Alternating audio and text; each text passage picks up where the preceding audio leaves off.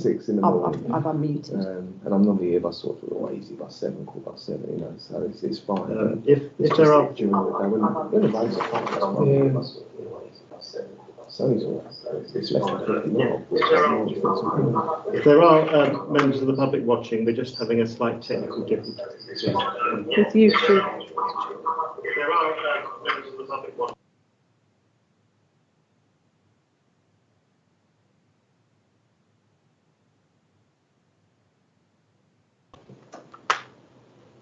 This is going out live. It is going out live? Yeah.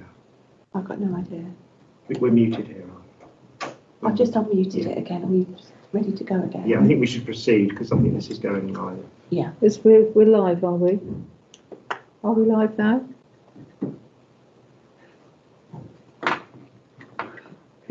I don't type fast enough. And it's not a Monday morning either.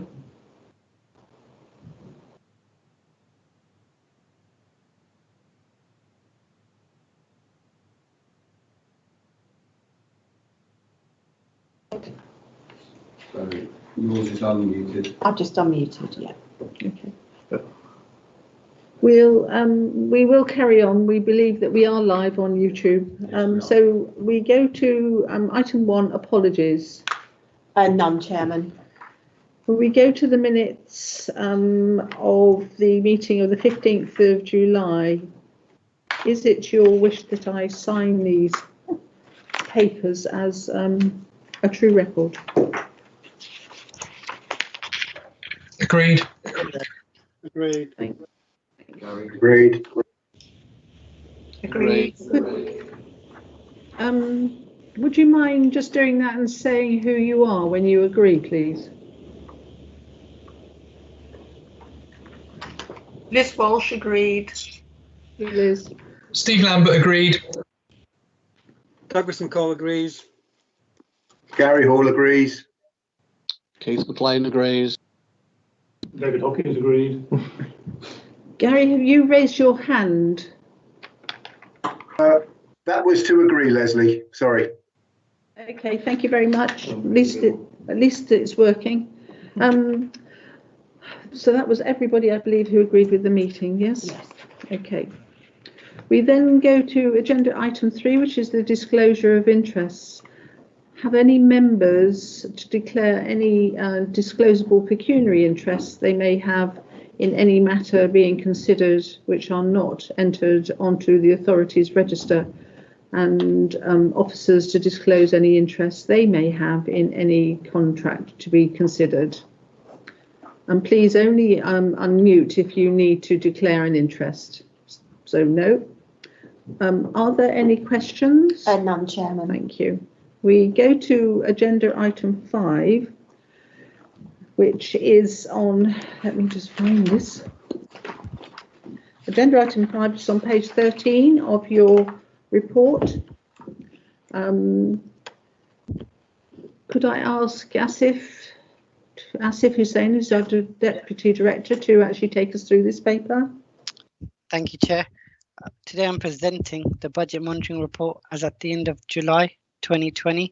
I just want to confirm the page numbers with everyone. So I'm just referencing everyone to table 1, which I believe in the report is page 5.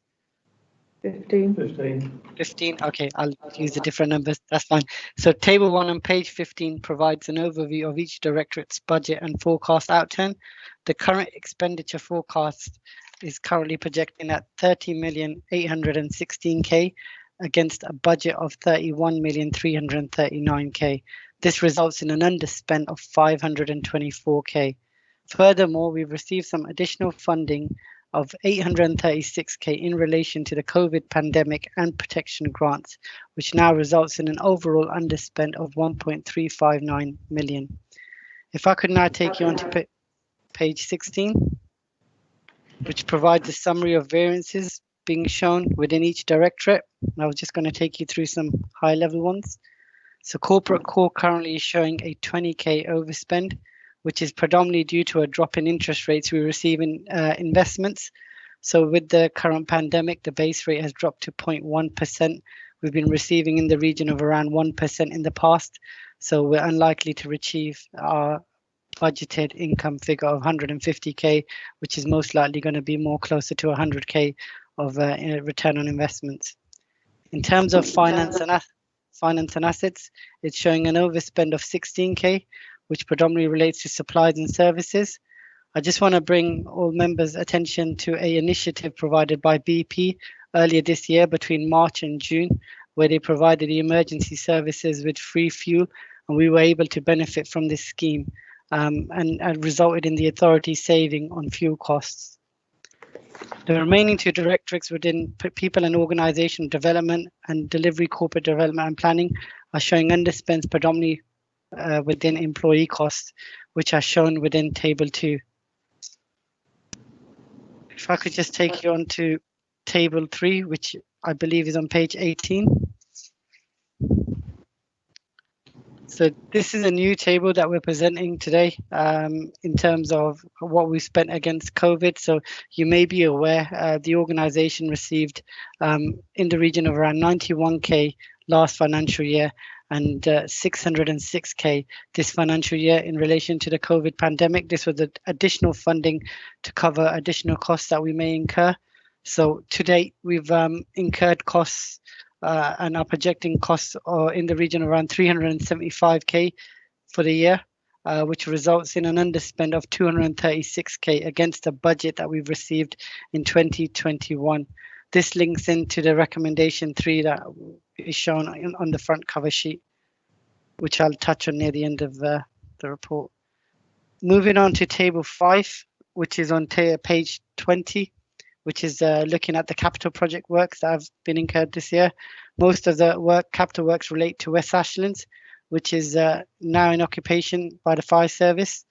There is a note in the report which says we are forecasting a year-end variance for property review in the region of 2.686 million, which is expected to be offset by additional capital receipts and contributions, which will result in a net variance of circa 1 million against the forecast expenditure and risks that have previously been reported to committee.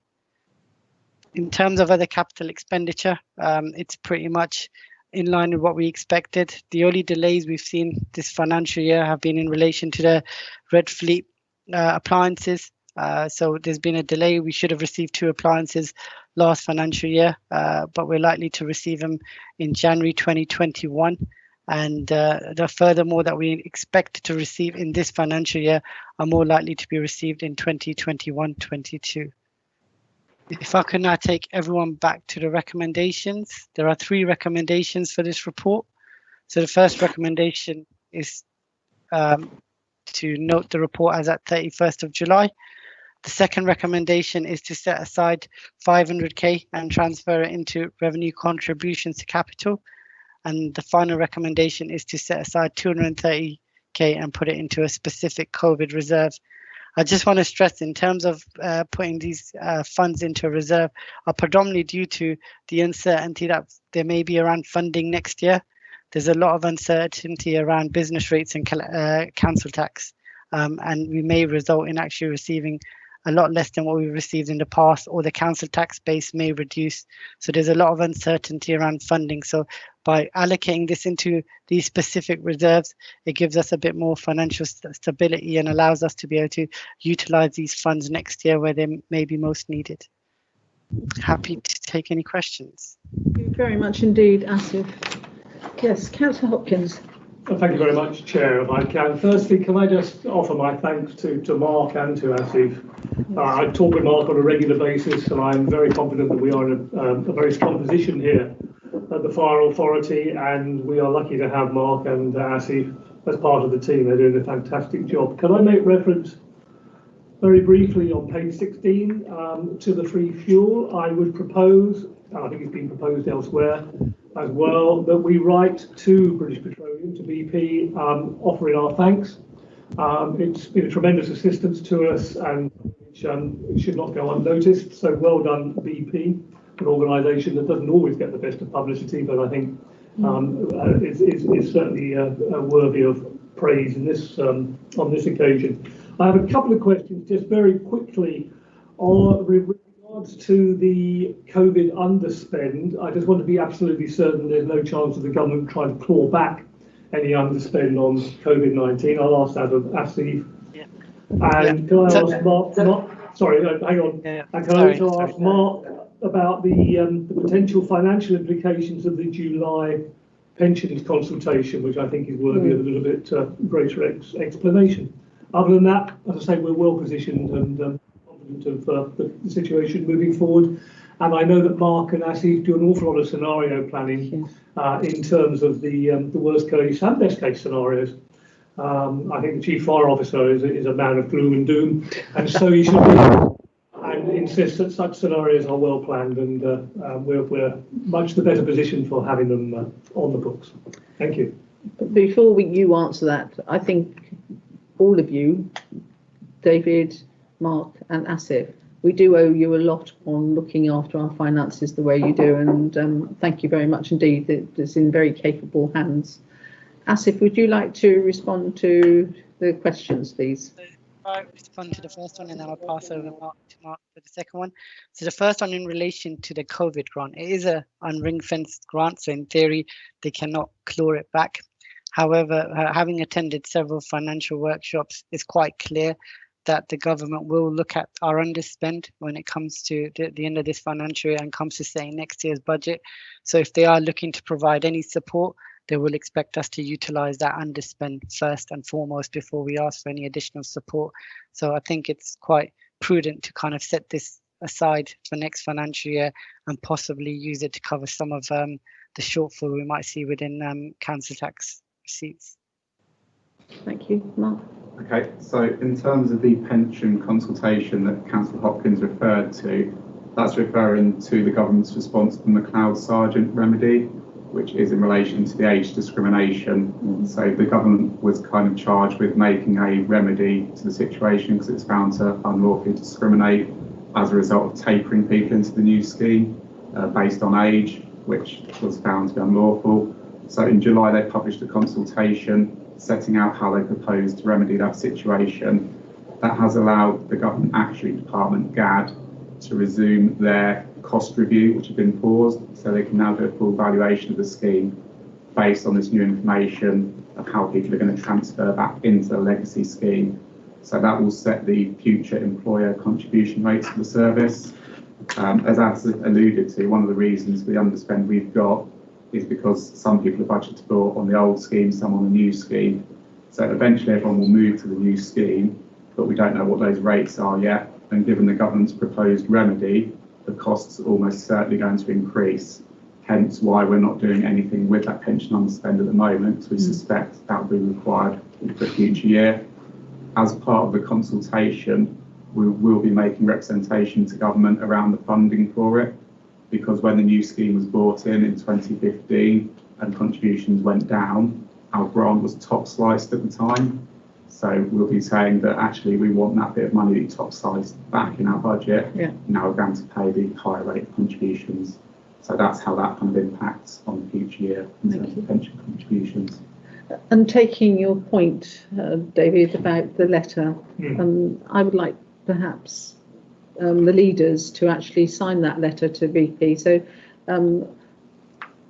Stephen and Peter, are you happy that we actually send a letter signed by all three of us as the leaders of the Fire Authority to BP, thanking them for their generosity? Yeah. Yeah, I'm happy with that. Super, thank you. Right, Jason, you put your hand up, and I've got two other people for questions. Would you like to comment or whatever? Yeah.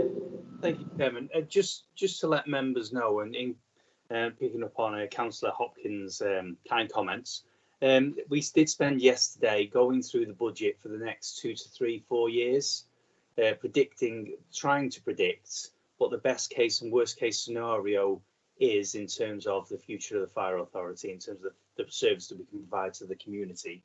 Obviously, as we get more information in terms of the comprehensive spending review and other areas, we will bring proposals forward to the Fire Authority.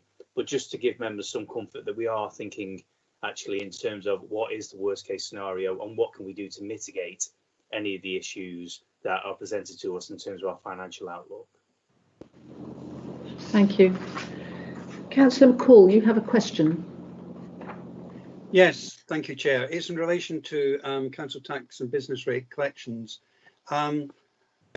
Obviously, we as a fire authority don't collect the money direct. It's collected on our behalf by Bucks and MK.